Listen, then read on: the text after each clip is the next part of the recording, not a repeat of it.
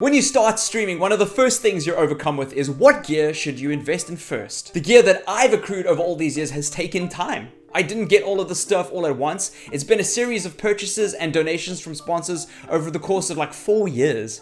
Streaming can get very expensive, but with the right upgrade path, you can have a consistently beautiful stream over the course of that period. And before any of you start lecturing me that I got sponsored gear, most of what I got here is actually bought. So I hope you guys know that. I paid with this with tax backs and leftover cash that I could spare, and I'm very proud of that. Because of this, I always have gone back in my mind to work out what order I'd get things if I started over. And because I'm sponsored by Elgato, I thought it would be a good idea to go through with you the order I think you should approach your streaming setup with. If you're thinking of picking up any of these products, please consider using the links in the description and tweet me some pics. Okay, so I'm gonna be assuming that you've already got the basic setup of a PC, some sort of decent mic, and any kind of webcam that you're already streaming with.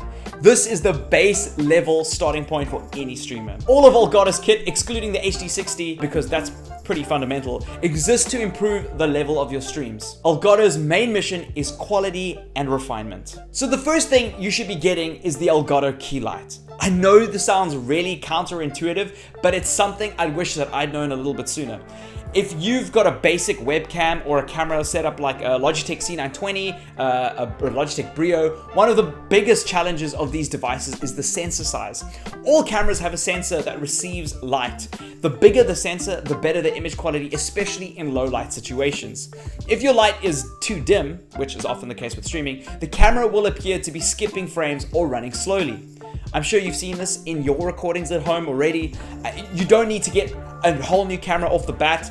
You need to get better lighting. If you can't afford 2 key lights, just get one, especially if you're not using a green screen yet. One key light is 2,500 lumens, which is incredibly bright and can be bounced. That's a real lighting term.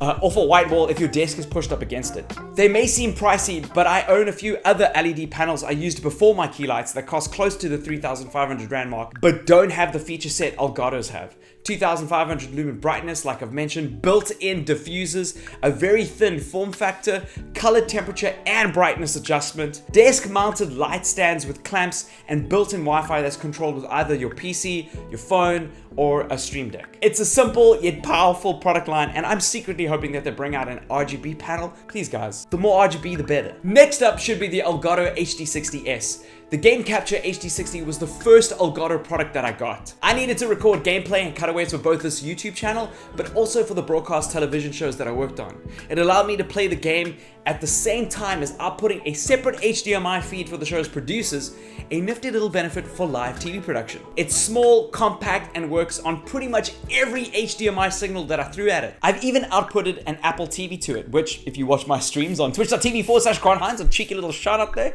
you might have noticed that I used it for an illustration stream where I made use of an iPad Pro to illustrate with and cast that to an Apple TV for the stream. Whether it's a second PC, an Apple TV, or recording from any console that outputs an HDMI signal, you've got a way to incorporate that into your streams as a source. I've done a full video on the benefits of the HD60. Check the cards that pop up in the top right hand corner of this video. I'm going to be including a whole bunch of other Elgato related videos there that I've made. Please go check them out. The Stream Deck is a product line that confuses a lot of streamers who have never used one before. In live TV, we had vision mixing desks in the control room. They are decks that a vision mixer would operate for the director. Their job was to bring up any VT that the director needed at any given time. Lower third straps, transitions, animated bugs, or info boxes. In sport, you've probably seen scorecards and a bunch of different permutations of this. Now, one could argue that the vision mixer could be using a keyboard instead of a vision mixing desk, but the software is what makes these production workstations so powerful. It's the same with the Elgato Stream Deck. Don't get me wrong, the hardware is exceptional. There are 4 versions of the Stream Deck currently, one for iOS, the Mini with 6 buttons, the Stream Deck with 15 buttons, and the XL with 32 buttons. Each of these have customizable buttons that use Elgato's powerful Stream Deck software to do a multitude of actions geared for streamers. For instance, you can change the light temperature and brightness of the key lights with it, or change scenes, bring up lower thirds, interact with Streamlabs integrations like the spinning wheel, and my favorite, use multi-actions to set off a chain reaction of events. I'm particularly proud of my replay scene that uses it. I recommend starting off by using the mobile app, because that's inexpensive to get into. And if you like it, think about a more desk-centered solution. I do have more detailed videos of the Elgato Stream Deck product line and how to use them and how to bring up these multi-action effects, and I'm going to include those as well in the top right-hand corner of this video. Make sure that if you want to have a deep dive that you check them out. The Elgato green screen is something everyone in production should be looking at getting. We're using one right now for this video. It's a simple yet beautifully thought out product that comes in two different versions, one that rolls up from the floor and another that pulls down from the roof like a roll screen. I think more people opt to get the floor one because you can move it around, but of course there are plenty of uses for a roll down screen. The green screen is portable, stored in a protective metal case. I shipped my one down from London and it's Gucci, and compact enough to slide under a bed or under a cupboard. Not only is it quick to set up, it doesn't require clamps, sheets of creased green screen fabric, or PVC pipes or light stands. All of these solutions I've used in the past on my streams. It's a breeze to set up, and it's got a consistent quality of key, which is extremely important. Only pick this up if you're considering using a green screen for your streams. I like it as it adds variety to my scenes and my videos like this one, and frees up the screen real estate for more gameplay, which I think is important for live streams. Say you're upgrading from your webcam to a proper camera, want a better finish than your webcam provides, or you have a camera lying around that you want to convert to a webcam, then the next upgrade you should be looking for is the Elgato Camlink. The Camlink is a USB device that turns a camera's HDMI output into a webcam signal. That signal can be picked up by OBS. Not every camera is compatible with it though, because it takes the raw HDMI output, and not all cameras have a clean signal. That means that the camera UI can't be removed from the feed. Currently, I'm using a Canon Legria with my Camlink 4K, which is a cheap camcorder close to the price of a decent webcam with a very good image. And because it's a camcorder, it can be on constant power. The benefits of this are obvious. Not only do I have a high quality final product for my streams that's constantly attached to my desk, if I need a camera for the road, maybe I'm filming something for this YouTube channel, or I'm at E3 or Rage,